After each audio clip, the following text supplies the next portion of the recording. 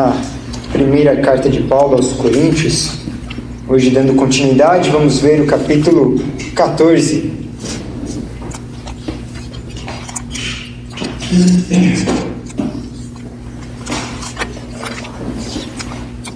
É muito importante, no entanto, que tenhamos em mente o que nós vimos na semana passada. O caminho excelente é o amor.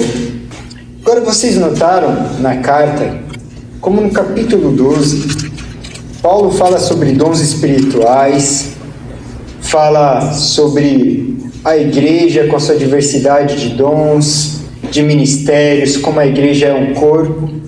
E aí no capítulo 13, tem esse grande parênteses, para depois no capítulo 14, voltar a falar de dons.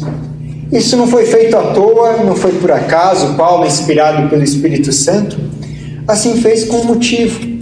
Nós precisamos ter em mente que o centro, que o mais importante em tudo isso é o amor. O amor é o caminho excelente. O amor é o mais importante. Então nós vamos ver sobre um tema, irmãos, que dentro da igreja é um tanto quanto polêmico e que causa divisões. É um tema que infelizmente por vezes causa contenda. Não é este o nosso intuito aqui nesta noite. Pelo contrário, nós precisamos ler o texto agora tendo em mente o amor a Deus sobre todas as coisas e o amor ao próximo como a nós mesmos. E nós vimos sobre o amor que o amor não procura o seu próprio interesse, não se orgulha, não se envaidece. Então não cabe a nós nos orgulharmos e nos envaidecermos, mas em tudo temos humildade diante do Senhor nosso Deus. Vamos ler então capítulo 14, do versículo 1 até o versículo 25. Acompanhem na sua Bíblia, assim diz a palavra de Deus. Sigam o amor e procurem com zelo os dons espirituais, principalmente de profetizar, pois quem fala em línguas não fala para as pessoas, mas fala para Deus. Ninguém o entende, pois por meio do Espírito fala mistérios, mas o que profetiza fala para as pessoas, edificando, exortando e consolando. O que fala em línguas a si mesmo edifica, mas o que profetiza edifica a igreja. Eu quero que vocês todos falem em línguas, mas muito mais que profetizem, pois quem profetiza é superior ao que fala em línguas, a não ser que as interprete, para que a igreja receba edificação. E agora, irmãos, se eu for até aí falando em línguas, que proveito vocês terão? Se eu não falar por meio de revelação, de conhecimento, de profecia ou de doutrina? É assim com instrumentos inanimados, como a flauta ou a harpa, quando emitem sons. Se não emitirem sons bem distintos, como se poderá reconhecer o que se toca na flauta ou na harpa? Pois também se a trombeta der som incerto, quem se preparará para a batalha? Assim também vocês, se com a língua não disserem palavra compreensível, como se entenderá o que é dito? Porque vocês estarão como que falando ao vento. Há, sem dúvida, muitos tipos de vozes no mundo, e nenhuma delas é sem sentido, mas se eu não entender o significado da voz, serei estrangeiro para aquele que fala, e ele será estrangeiro para mim. Assim também vocês, visto que desejam dons espirituais, procurem progredir para a edificação da igreja. Por isso, quem fala em línguas, ore para que as possa interpretar, porque se eu orar em línguas, o meu espírito de fato ora, mas a minha mente fica infrutífera. Que farei então? Vou orar com o espírito, mas também vou orar com a mente. Vou cantar com o espírito, mas também vou cantar com a mente. Se você louvar apenas em espírito, como não instruído, poderá dizer o amém depois da oração de agradecimento que você fez, porque ele não entende o que você disse. A sua oração de agradecimento pode ser muito boa, mas o outro não é edificado. Dou graças a Deus, porque falo em línguas mais do que todos vocês. Contudo, na igreja, prefiro falar 5 palavras com meu entendimento para instruir os outros, do que falar 10.000 palavras em línguas. Irmãos, não sejam meninos no entendimento. Quanto à maldade, sim, sejam crianças. Mas quanto ao entendimento, sejam pessoas maduras. Na lei está escrito: falarei a este povo por meio de homens de outras línguas e por meio de lábios de outros povos, e nem assim me ouvirão, diz o Senhor.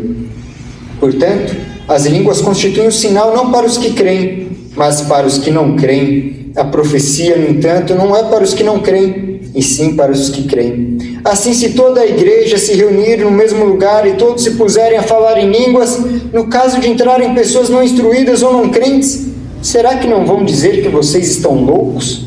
Porém, se todos profetizarem, entrar ali um não crente ou um não instruído, ele será convencido por todos e julgado por todos. Os segredos que ele tem no coração se tornarão manifestos. E assim, prostrando-se com o rosto em terra, adorará a Deus, testemunhando que Deus está de fato no meio de vocês. Oremos uma vez mais, irmãos. Pai amado, aqui estamos nós diante do Senhor, diante da Tua santa e perfeita palavra, sabendo que o Senhor fala conosco ainda hoje. Assim, Pai, te rogamos que torne o nosso coração aberto para receber essa palavra, que a nossa mente esteja focada na Tua palavra e que nós sejamos capazes de frutificar para a Tua glória, Senhor. Que o Teu Espírito Santo ilumine a todos nós, nos dê capacitação, Senhor, para compreender e para viver de acordo com aquilo que o Senhor nos ensina, Pai. Que hoje saiamos daqui edificados e glorificando o Teu santo nome, Senhor, e louvando e confessando que Jesus Cristo é o nosso Senhor. Que assim seja, pela Tua graça, em nome de Jesus. Amém. Falar em línguas e profetizar. Depois de falar sobre o amor, Paulo então diz que nós devemos buscar com zelo os melhores dons, mas principalmente o de profetizar. E ele começa a explicar o porquê. Aqui no Brasil é muito comum ter filmes legendados. Vocês assistem filmes legendados ou preferem filmes dublados? Tem gente que só assiste filme legendado, né? Que fala assim, filme dublado tem um som horrível, a gente não entende nada. Tem gente que prefere filme dublado, porque consegue prestar atenção no filme, não precisa ficar se preocupando se vai conseguir ler ou não o que está escrito, né? Fica mais fácil, assim, a vida quando se assiste o filme dublado, para muitos. E aqui Paulo fala do dom de línguas e de um problema que acontecia na igreja. Faltava ali a antiga tecla SAP, faltava que alguém interpretasse as línguas que lá eram faladas. Bom, vamos por partes. Primeira parte, Paulo diz que o dom de profecia é superior sobre o dom de línguas. Pois quem fala em línguas não fala para as pessoas, mas fala para Deus. Ninguém o entende, pois por meio do Espírito fala mistérios. Aqui já começa o debate, a preocupação. Alguns vão dizer que o dom de línguas aqui escrito seriam verbalizações. O que são verbalizações? São aquelas palavras que ninguém entende, sem sentido, que são repetidas e ninguém entende. Outros vão dizer que na verdade não são verbalizações, são idiomas de fato, idiomas de outras línguas, de outros países. E aqui já começa o debate. Bom, tendo com a maioria dos reformados que se trata de fato de outros idiomas. E nós vamos ver o porquê. Mas a questão em si, logo de cara, é que a pessoa que fala nessas línguas não fala para as pessoas, mas fala para Deus. Ninguém o entende. O que profetiza, no entanto, fala para as pessoas, edificando, exortando e consolando. O que fala em línguas assim mesmo edifica, mas o que profetiza edifica a igreja. O dom de profetizar, portanto, é superior, porque ele edifica a igreja. Lembra em Coríntios, capítulo 13, a gente não deve buscar o nosso próprio interesse, mas sempre o interesse do próximo. Então, nosso alvo deve ser sempre a edificação da igreja, a edificação do próximo. Quando a gente conversa com alguém, a gente tem a oportunidade de edificar aquela pessoa. E o que significa profetizar? Os irmãos se lembram? Profetizar é anunciar, falar. No caso, anunciar e falar a palavra de Deus. E aí há dois sentidos. Qualquer pessoa que pregue a palavra de Deus já é um profeta. Se você fala de Deus no seu trabalho, na sua escola, na sua família, você é um profeta ali. Você está anunciando a palavra de Deus. Mas é este o único sentido de profetizar? Nós vemos em Atos profetas como Ágabo, como as filhas de Filipe, que profetizavam, dizendo a palavra de Deus, anunciando coisas que ainda viriam por acontecer. Como falamos algumas semanas atrás, um dom importante na igreja naquele momento em que ainda a palavra não havia sido toda revelada, em que a palavra ainda não estava completa. Portanto, havia pessoas assim com esse dom. Também, certamente, na igreja de Corinto havia pessoas com esse dom, de profetizar, de dizer algo diretamente de Deus, que Deus estava falando ali para o povo, com a palavra ainda não completa. Mas também havia muitas pessoas que falavam em línguas na igreja de Corinto.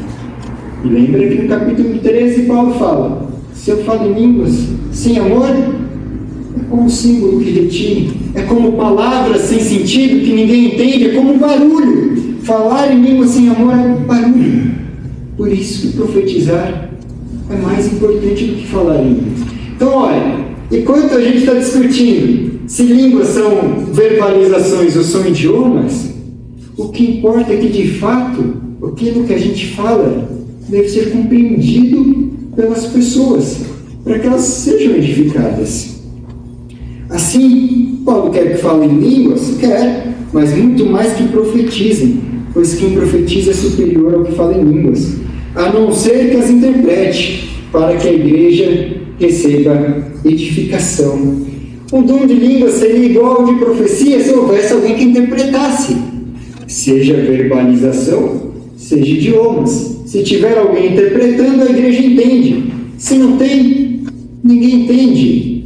Se eu chegar aqui e falar Yagavari Baruski, você pode falar amém porque eu disse? Não, até porque não faz sentido nenhum. Só disse eu falo russo, bem russo. Então não faz sentido, vocês não vão entender se eu falar em outras línguas. Se eu fizer uma pregação aqui hoje toda em inglês, qual vai ser o resultado? Alguém fala inglês aqui? Temos 1, 2, 3, 4, 5. 5 seriam edificados, os outros não. Por isso que Paulo está dizendo, profetizar é mais importante do que falar em línguas, a não ser que tenha alguém que interprete. Agora, se eu pregar em inglês e o presbítero Samuelson traduzir, está valendo, não está valendo? Todo mundo vai entender. Eu gosto muito de assistir alguns pregadores americanos. Joe Bick, recomendo, muito legal. Inglês. Se ele vai para o Brasil, vem com o tradutor. Paul Washer, que volta e meia está no Brasil, ele vem com o tradutor, porque se ele pregar só em inglês, ninguém vai entender. Então, essa é a questão. Aqueles que falam em línguas, se não houver quem interprete, apenas barulho e nada além de barulho. Efésios 4:29 diz o seguinte: não saia da sua boca nenhuma palavra torpe, simplesmente que for boa para edificação, conforme a necessidade, e assim transmita graça aos que ouvem. A nossa palavra deve ser sempre uma palavra de edificação, que traga graça para aquele que ouve. Porque a todo momento, você como cristão, como representante do reino de Deus, como embaixador do reino de Deus, você é um profeta. E quando você vai conversar com alguém, você tem a oportunidade de edificar pessoas. Quantas vezes as nossas conversas não são inúteis, mesmo sendo em português? Mesmo sendo numa língua que todo mundo entende, a gente não fala besteira. A gente não fala algo que magoa, algo que fere, algo que causa divisão ao invés de trazer união. Por isso, devemos buscar profetizar, anunciar de fato a palavra de Deus de maneira fiel. A palavra de Deus edifica a igreja, irmãos. Agora, a língua, apenas por língua, não resolve. No versículo 6 ao 19, Paulo fala da necessidade de clareza e entendimento. O exemplo que eu dei agora, ele diz: e agora, irmão, se eu for até aí falando em línguas, que proveito vocês terão? Se eu não falar por meio de revelação, de conhecimento, de profecia ou de doutrina?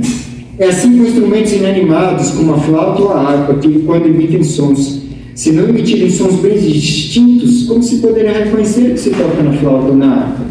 Pois também, se a trombeta der som incerto, quem se preparará para a batalha? Assim também vocês, se com a língua não disserem palavra compreensível, como se entenderá o que é dito?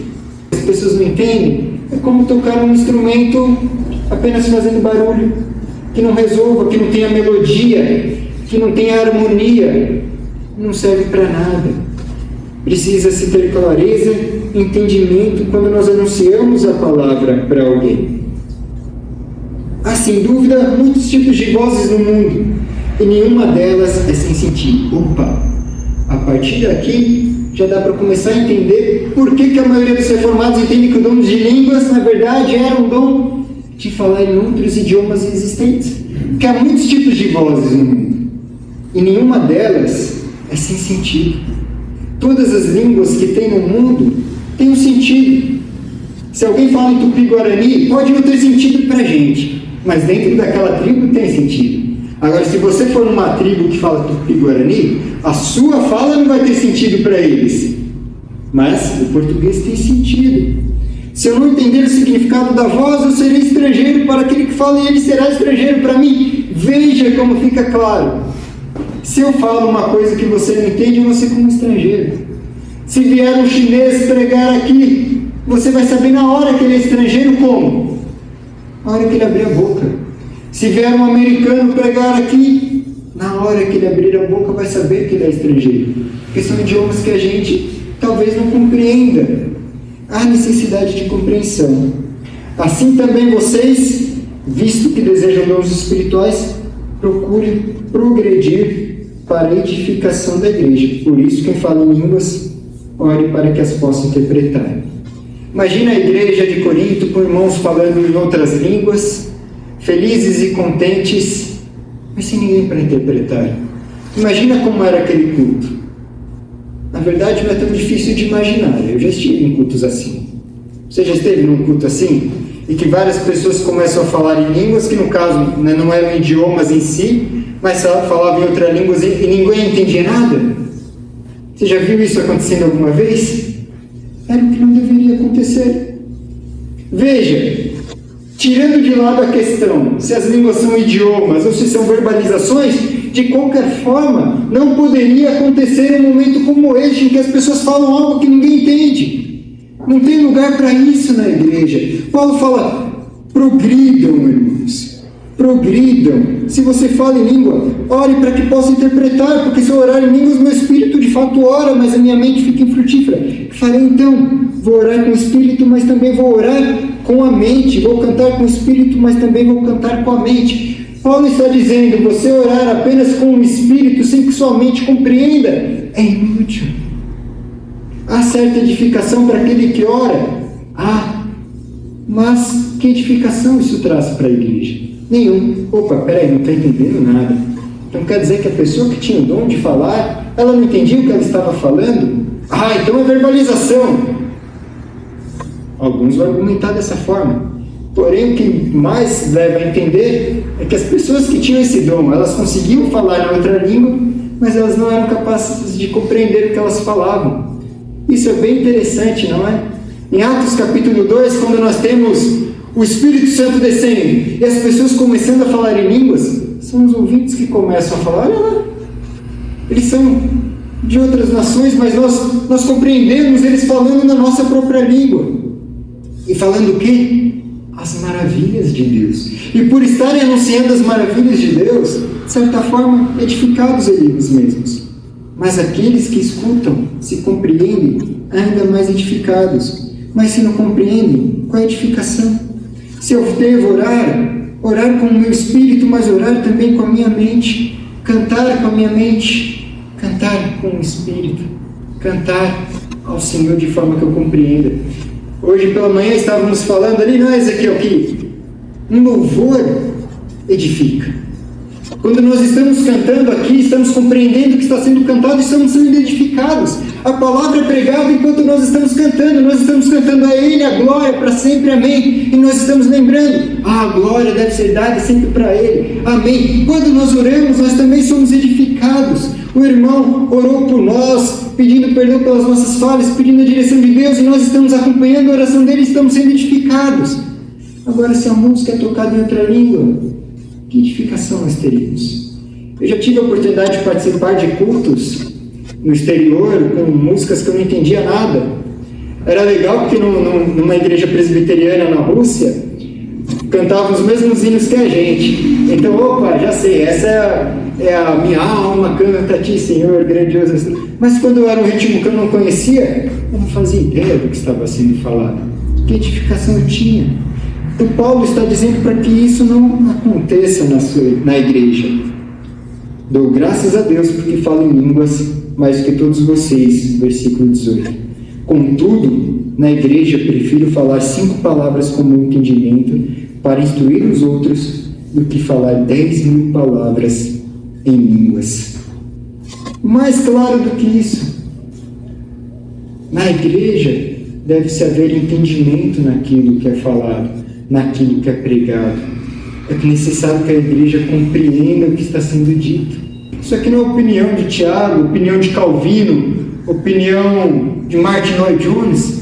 Paulo está dizendo de uma forma bem clara: é melhor nós falarmos 5 palavras na igreja de forma compreensível do que falarmos 10.000 palavras que as pessoas não compreendam. E aí ele ainda chama os coríntios de meninos. Irmãos, não sejam meninos no entendimento. Quanto à maldade, sim, sejam crianças. Mas quanto ao entendimento, sejam pessoas maduras. Pois na lei está escrito: falarei a este povo por meio de homens de outras línguas, por meio de lábios de outros povos, e nem assim me ouvirão, diz o Senhor. Olha só, mais uma vez um sinal de que as línguas são idiomas, porque está escrito: falarei a este povo por meio de homens de outras línguas. E aqui Paulo está citando Isaías. O contexto: Israel sendo atacado pela Síria, e o povo assírio diz palavras de juízo contra os israelitas. Palavras numa língua estrangeira, a língua assíria, contra os israelitas. Portanto, as línguas constituem um sinal não para os que creem, mas para os que não creem. A profecia, no entanto, não é para os que não creem, e sim para os que creem. Assim, se toda a igreja se reunir no mesmo lugar e todos se puserem a falar em línguas, no caso de entrarem pessoas não instruídas ou não crentes, será que não vão dizer que vocês estão loucos? Porém, se todos profetizarem, entrar ali um não crente ou não instruído, ele será convencido por todos e julgado por todos. O dom de línguas tinha sua utilidade num momento de em que algum estrangeiro estivesse na igreja, como aconteceu em Atos capítulo 2. Mas o profetizar era muito mais importante. Se alguém entrasse na igreja, as pessoas falando em outras línguas, iam achar que eles são loucos. Imagina nós aqui começamos a falar em outra língua durante o culto, vem um visitante e vê a gente todo falando em outra língua. E pior, cada um numa língua diferente. A pessoa entra e fala: o que está acontecendo aqui? O que está acontecendo nessa igreja? As pessoas são loucas. Então entende como não há lugar para isso dentro da igreja de Cristo. Não há lugar para esse tipo de situação, porque as pessoas não conseguirão compreender.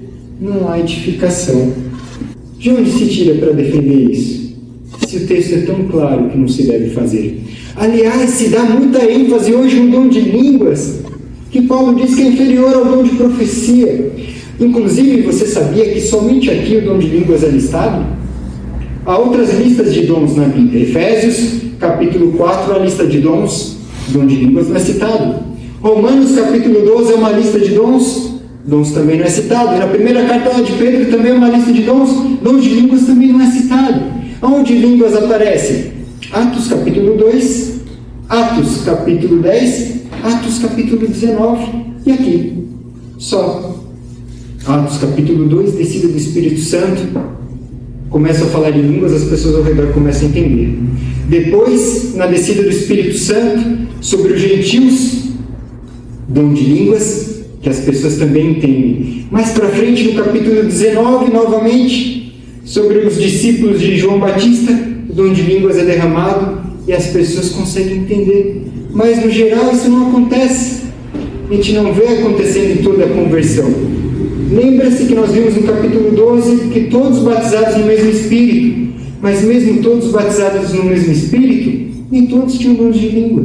Mas defende-se isso na igreja porque muitos acreditam que se você é batizado no Espírito Santo, você tem que fazer o quê? Falar em outras línguas. Não há uma necessidade. Não é algo que já acontecia nos tempos de Paulo, não era algo que acontecia na igreja de Atos. Por que deveria acontecer ainda hoje? Ah, mas todo mundo que se convertia recebia o dom de falar em línguas em Atos? Não, lembra de Filipe? Quando ele evangelizou o eunuco, se converteu e não falou em outras línguas. Com Lídia, quando ela se converteu, ela não falou em outras línguas. O carcereiro de Filipos, quando se converteu, não falou em outras línguas. Não era uma necessidade na igreja, não era um dom comum que acontecia o tempo todo. e por isso não deveria se dar tanta atenção assim para esse dom. Mas na igreja de Corinto, era um dos dons mais buscados, era um dos dons que as pessoas mais queriam. Talvez porque considerassem esse dom diferenciado, interessante. Por que ainda hoje tantas igrejas buscam tanto esse dom, ao invés de buscar o fruto do Espírito Santo em Gálatas capítulo 5? Por que não buscamos ter mais paciência? Por que não buscamos ter mais amor? Por que não buscamos ter mais domínio próprio? É isso que se deve buscar. Então eu estou entendendo. Esse negócio de falar em línguas é furada. Esses irmãos não sabem nada, nem crentes não são. Não, irmãos. Vamos lembrar do capítulo 13. O amor. Não sejamos vaidosos no conhecimento bíblico.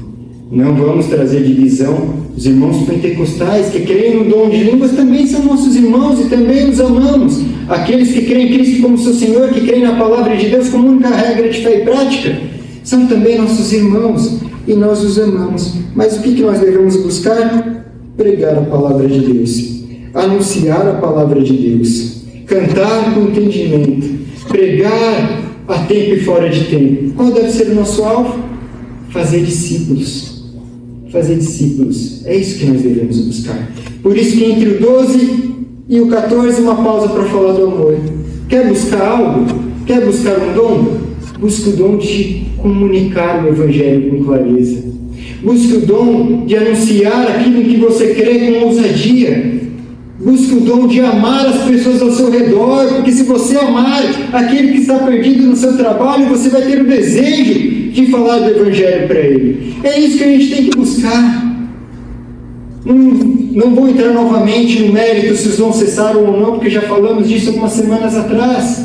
Mas o que nós, como crentes, de fato devemos buscar é o amor, o caminho excelente e a pregação do Evangelho. Fazer discípulos. Esse é o meu trabalho, o seu trabalho, irmãos. Fazer discípulos. Por quê? Porque quando pregamos a palavra, o descrente pode ser convencido. Os segredos do coração dele podem ser manifestos e assim ele pode se prostrar diante de Deus com o rosto em terra e pode adorar a Deus, testemunhando que Deus está de fato contigo, testemunhando que Deus está de fato na tua vida.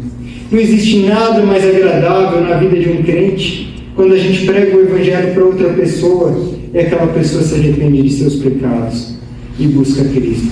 Busque o que realmente importa, o amor e a pregação da palavra de Deus, fazer discípulos de todas as nações. Essa é a nossa tarefa, irmãos. É isso que nós precisamos buscar. Que o Senhor nos capacite a pregar o Evangelho com ousadia e de forma compreensível àqueles ao nosso redor. É disso que a gente precisa, irmãos. Que o Senhor nos ajude. Sejamos cheios do Espírito Santo para realizar a tal tarefa. Vamos orar mais uma vez, pedindo ao Senhor que nos capacite. Senhor, nós ouvimos agora a Tua palavra, Pai. A Tua palavra que é perfeita, que é eficaz, que é afiada. Pai, nós não queremos ser apenas ouvintes da Tua palavra. Nós queremos ser praticantes. Tanta confusão havia na igreja de Corinto. Facções, contendas, brigas, e um dos motivos das brigas era justamente este: dons espirituais. Pai, não queremos nos envolver em brigas, em contendas com nossos irmãos, não queremos ficar discutindo quem está certo, quem está errado, questões secundárias. Nós queremos, Pai, pregar a Tua palavra. Nós queremos amar o Senhor acima de todas as coisas e amar o próximo como nós mesmos. Queremos, Pai, ser obedientes. O Senhor nos deu uma ordem de fazer discípulos. Para fazer discípulos precisamos pregar a Tua palavra, Senhor. Quantos discípulos nós fizemos este ano, Senhor? Para quantas pessoas nós pregamos o Evangelho? Para quantas nós anunciamos o Teu reino de forma clara e compreensível? Pai, somos tão falhos, somos tão limitados, erramos. Às vezes vamos falar do Evangelho para alguém, tropeçamos nas palavras, às vezes gaguejamos, às vezes alguém faz uma pergunta para nós e nós não sabemos responder, às vezes ficamos intimidados, envergonhados, com medo. Tem misericórdia de nós, Senhor. Que as nossas limitações não nos impeçam de sermos obedientes, de pregar a palavra daquele que tem poder para salvar. Há muitos, Senhor, ao nosso redor perecendo. Há muitos, Senhor, que hoje vivem numa escuridão terrível. E nós temos palavras de luz. Nós queremos ser de fato como um farol que brilha à noite, para que as pessoas olhem para nós e encontrem a luz que é Cristo Jesus, nosso Salvador. Dá-nos, Senhor, o dom de pregar a Tua palavra de forma clara. Dá-nos, Senhor, coragem para pregar. Dá-nos, Senhor, ousadia e dá-nos amor para que façamos tudo isso, Senhor. Porque sem amor, nossas palavras são só barulho, Pai. E tem misericórdia de nós para que as palavras pregadas nessa noite não sejam apenas barulho. Que a nossa semana não seja como a semana passada. Que nós não sejamos mais covardes, omissos. Que nós não sejamos mais amantes do próprio umbigo, preocupados em fazer a nossa vontade, preocupados em viver a nossa vida confortável, preocupados com as conquistas que queremos ter, preocupados com finanças e com tantas coisas e desobedientes. Tem misericórdia de nós, Pai, para que façamos discípulos e sejamos obedientes ao Senhor, à Tua palavra, a começar de mim, Senhor. Ajuda-nos a aproveitar as oportunidades que o Senhor nos dá. Ajuda-nos a sermos humildes e deixar de lado discussões tolas com as quais nós gastamos tanto tempo e às vezes criamos contendas e esquecemos o que é o mais importante. Usa-nos, Senhor, para a Tua glória nós te pedimos em nome de Jesus. Amém.